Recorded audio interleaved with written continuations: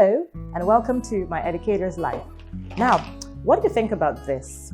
I had this experience recently where the boys in a class, I was working with some children, and they insisted that the girls should not be allowed to play with the cars and they should not be allowed to play football.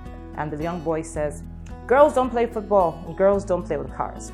So what do you think about that as an educator? Now this takes me back to an experience that happened many years ago.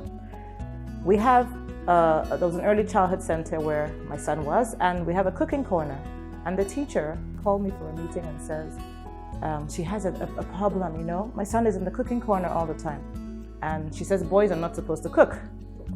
And I told her, well, all the men in our house cook. His dad cooks, my dad cooks, my brothers cook, and all the men around us cook. And she was very concerned because she feels that men should not be in the kitchen. So, as an educator now, are these little biases things that come up in your classroom too? Should boys be restricted to not playing with dolls, and should girls be only allowed to play with the dolls in the kitchen? Are these things that come up? So what do you think about this as an educator, as a parent too? Do you feel children should be allowed to express themselves, and what harm can it really bring if children are doing this? So I want us to think about this so that when you are assessing in your classroom or doing some very even informal assessments, you don't allow these perceptions to cloud what you're actually meant to be looking at. And so I'd like to hear from you to know what you think.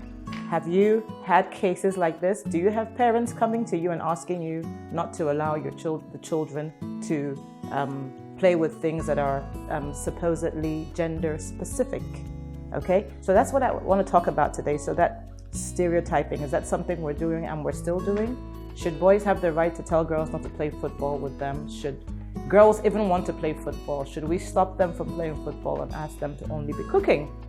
So these are things that we encounter, and we have different ways of handling them. And what we try and do with the children is speak to them, try and find out, their own perceptions, their background, and we try and give, an overview to help them to be more open-minded. All right? But what would you do if this were you? All right? So thank you, and don't forget that education opportunities abound in our everyday life. Have a lovely week.